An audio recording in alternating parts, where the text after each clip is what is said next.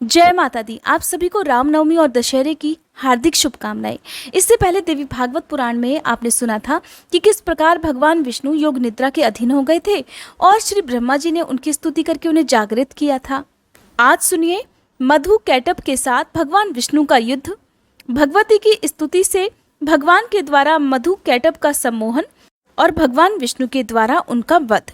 श्री सूत जी कहते हैं, जब जगत गुरु भगवान विष्णु के श्री विग्रह से निद्रा दूर हुई, उनके नेत्र, मुख, नासिका, बाहु, हृदय और वक्ष स्थल सभी अंगों से निकलकर उस तामसी देवी ने मूर्तिमान होकर आकाश में स्थान बना लिया और भगवान बार बार जम्भाई लेते हुए उठकर बैठ गए। तब उन्होंने देखा कि वहीं उनके सामने प्रजापति ब्रह्मा जी भयभीत होकर खड़े हैं।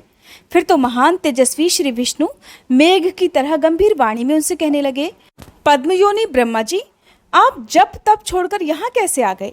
भगवान, आप इतने चिंतित क्यों हैं और आपका मन इतना घबराया हुआ क्यों है? तब ब्रह्मा जी ने कहा, भगवान, मधु और कैटभ नामक दो दैत्य आपके कान की मैल से उत्पन्न हुए हैं। उनका रूप बड़ा ही भयंकर है और वे अपार बली हैं। वे दोनों मुझे मारने के लिए यहाँ पर उपस्थित हैं। हे जगत प्रभु, उन्हीं से डरकर मैं आपके पास चला आया हूँ। भगवान, भय से मेरा कलेजा कांप रहा है और चेतना भी लुप्त सी हो रही है। अब आप ही मुझे बचाइए। भगवान विष्णु कहने लगे, ब्रह्मा जी, यहाँ विराजिए। अब आपका भय समाप्त हो गया। वे मूर्ख तो अपनी आयु खो चुके हैं। अभी युद्ध करने के लिए मेरे पास आएंगे और निश्चय ही मैं उनका वध कर दूंगा। सूत जी कहते हैं, इस प्रकार देवाधिदेव भगवान विष्णु श्री ब्रह्मा जी से कह ही रहे थे कि इतने में ही मतवाले मधु और कैटभ दोनों महाबली दानव ब्रह्मा जी को खोजते हुए वहीं आ पहुंचे। मुनिवरों, सर्वत्र जल ही जल था। बिना किसी देरी के ही निश्चिंत होकर वे दैत्य सामने खड़े थे। उनके सर्वांग में अहंकार भरा हुआ था और वे आते ही ब्रह्मा जी से कहने लगे, अरे दुष्ट, भागकर इसके पास चलाया? क्या इससे बच सकेगा? युद्ध कर, ये तो देखता ही रहेगा और हम तेरे प्राण हर लेंगे। इसके बाद सर्प के फन पर बैठने वाले हम इसे भी मार डालेंगे। किंतु पहले अभी तू लड़ ले, या लड़ना नहीं चाहता तो मैं तुम्हारा दास हूं, ऐसा कह दे। श्री सूत जी कहते हैं, मधु और कैटभ की ये बात सुनकर भगवान विष्णु उनसे कहने लगे, दानव श्रेष्ठ, तुम इच्छा अनुसार मुझसे युद्ध कर लो। महाभाग, तुम बड़े बली हो और तुम्हें बहुत अभिमान भी हो गया है। अगर युद्ध करने की इच्छा है तो आ जाओ, आज मैं तुम्हारा अभिमान चूर चूर कर दूंगा।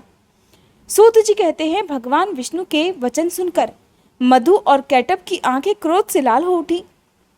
वे बिना किसी सहारे के जल में ही खड़े हुए थे, फिर भी श्री हरि से युद्ध करने के लिए तैयार हो गए। मधु क्रोधित होकर तुरंत ही भगवान से युद्ध करने के लिए आगे आ गया था। अभी कैटभ वहीं ही ठहर गया। दो मतवाले पहलवानों की तरह भगवान विष्णु और मधु मल्ल युद्ध करने लगे। मधु के थक जाने पर कैटभ लड़ने लगता, फिर मधु और फिर कैटभ। इस तरह वे बारी बारी से क्रोध में अंधे हुए दैत्य शक्तिशाली श्री हरि के साथ बाहु युद्ध करने में संलग्न हो गए। उस समय श्री ब्रह्मा जी और भगवती शक्ति ये दोनों ही आकाश में खड़े होकर ये सारा दृश्य देख रहे थे। मधु और कैटभ को कुछ भी श्रम नहीं हुआ और उधर भगवान विष्णु थक से गए। जब 5000 वर्षों तक उन दोनों के बीच में युद्ध होता रहा, तब भगवान श्री हरि मधु और कैटभ की मृत्यु के विषय में अब विचार करने लगे।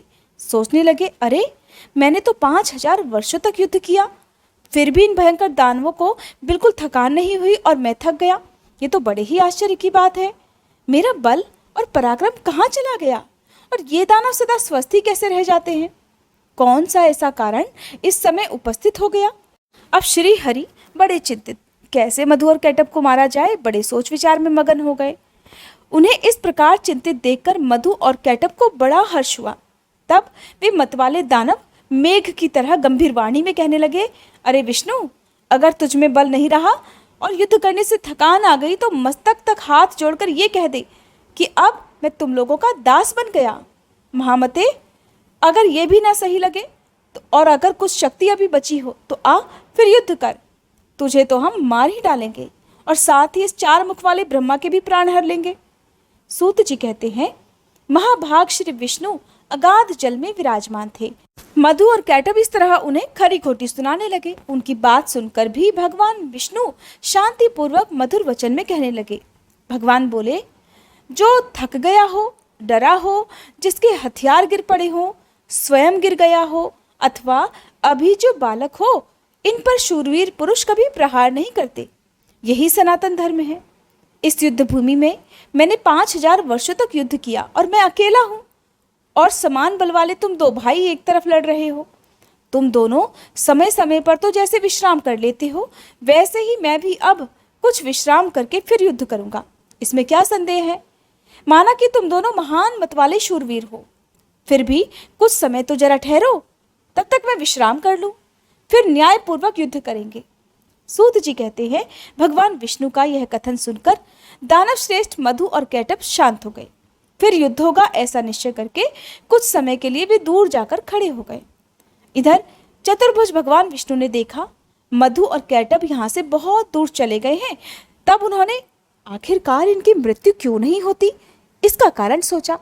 बहुत सोचने विचारने पर उन्हें ज्ञात हुआ कि भगवती ने इन्हें वरदान दिया है, और ये जब चाहेंगे तभी इनकी मृत्यु उनके पास आएगी, और इसी से ये शांति भी नहीं देते। मैंने तो व्यर्थ में इतनी घोर लड़ाई की और मेरे परिश्रम का कुछ भी फल नहीं मिला। अब ये भला कैसे मरेंगे, ये ठीक जाने बिना अब मैं युद्ध करूं भी तो किस प्रकार करूं? ये दानव तो वर के प्रभाव से इतना घमंड में चूर हो रहे हैं, और मुझे दुख देना तो इनका स्वभाव ही बन गया है, और बिना युद्ध करे ये मरेंगे भी कैसे? भगवती तो वर दे चुकी हैं, और ये अब उस वर को भी नहीं टाल सकती। भला अपनी इच्छा से तो दुखी आदमी भी मृत्यु का आह्वान नहीं करता, फिर ये दैत्य तो भला मरना ही क्यों चाहेंगे? जब कोई असाध्य रोगी और दरिद्र भी खुद नहीं मरना चाहता, वो भी जीवन की इच्छा रखता है, फिर ये तो अभिमानी है, बड़े अभिमान में चूर रहते हैं। ये भला अपनी मृत्यु क्यों चाहने लगे?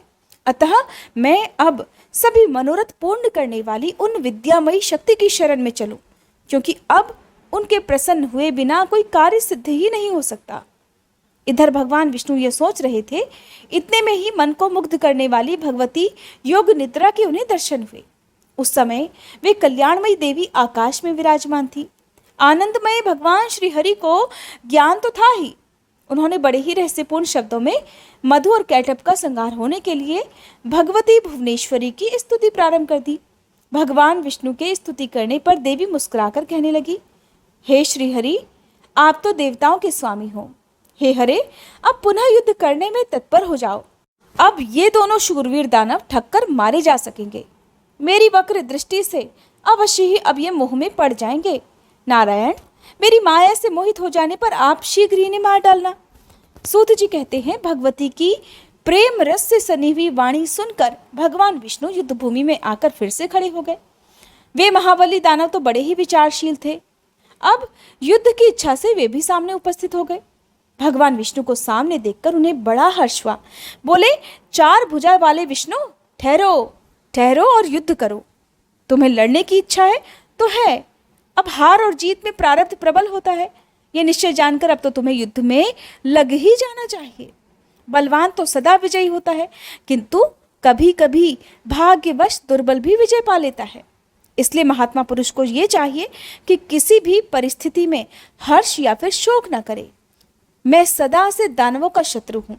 प्राचीन समय में बहुत से दैत्य मुझसे पराजित हुए हैं, ये जानकर हर्ष और इस समय इन मधु और कैटभ से मैं हार गया, ये शोक करना तुम्हारे लिए अनुचित है। मधु और कैटभ इस प्रकार फिर से श्री हरि पर कटाक्ष छोड़ रहे हैं। जब वे इस तरह खरी खोटी सुना रहे थे तो इस प्रकार कहकर महाबाहु मधु और कैटभ उनसे युद्ध के लिए मैदान में डट गए। उन्हें देखकर भगवान विष्णु ने बड़े विचित्र ढंग से उन्हें एक घूंसा मारा।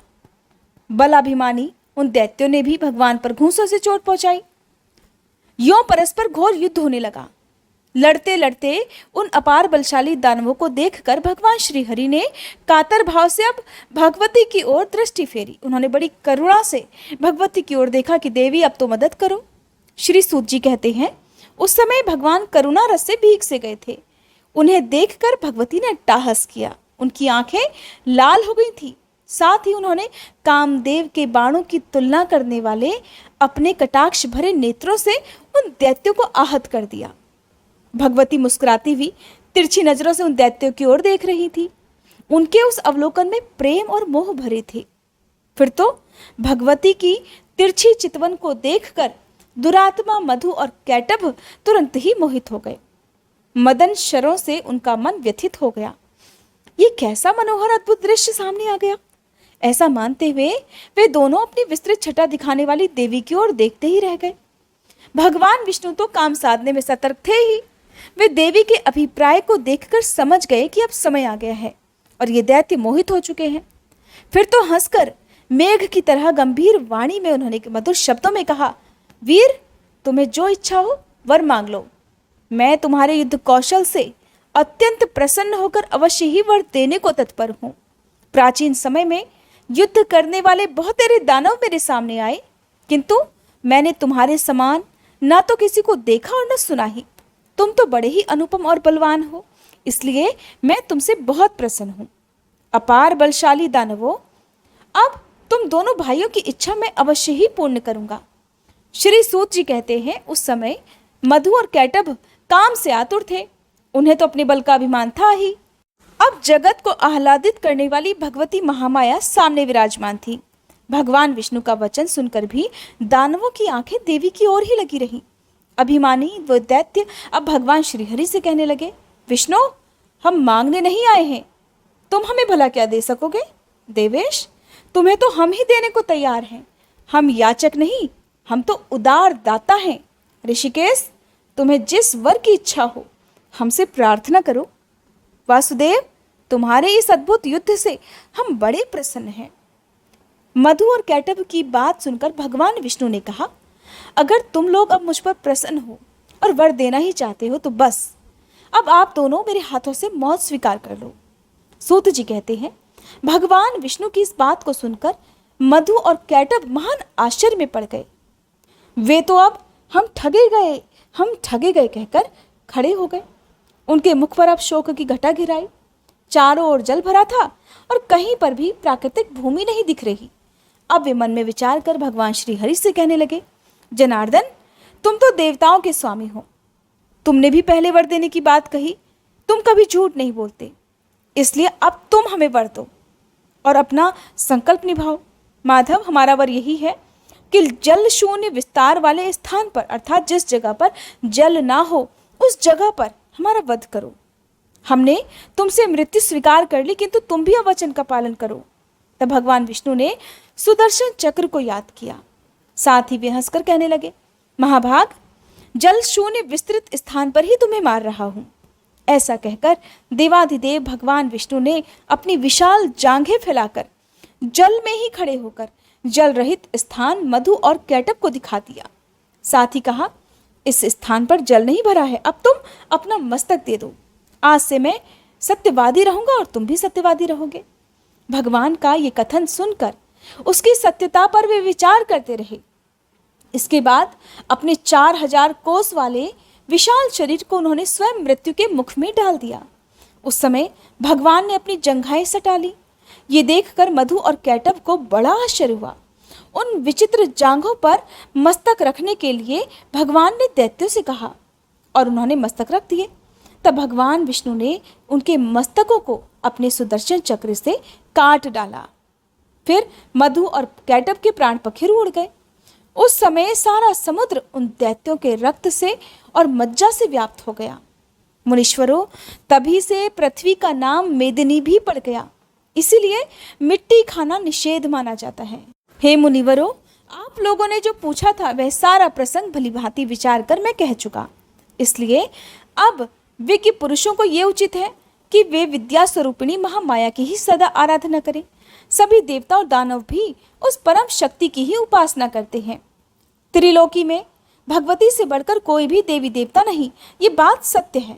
वेद और शास्त्र इसके प्रमाण हैं। इसलिए वे चाहे निर्गुण हो अथवा सगुण हो, उन पराशक्ति की ही उपासना करनी चाहिए। जय माता दी। आज का अध्याय समाप्त हुआ। अगले अध्याय में आप जानेंगे व्यास जी की तपस्या और भगवान शंकर का वरदान, राजा सुद्युम्न की इला नामक स्त्री रूप में परिणति, पुरुरवा की उत्पत्ति, सुद्युम्न की देवी उपासना तथा भगवती की कृपा से सुद्युम्न को परम धाम की प्राप्ति, राजा पुरुरवा को उर्वशी की प्राप्ति और प्रतिज्ञा भंग के कारण उर्वशी का राजा को छोड़कर चले जाने का वर्णन। बहुत सुंदर, बहुत रोचक कथाएं हैं। उम्मीद करती हूँ आप अगली वीडियो के अनुसार भी जरूर करेंगे। इससे पहले की सभी वीडियोस देखने के लिए और नवरात्रि की वीडियोस को इतना ढेर सारा प्यार देने के लिए आप सबका भी हार्दिक आभार।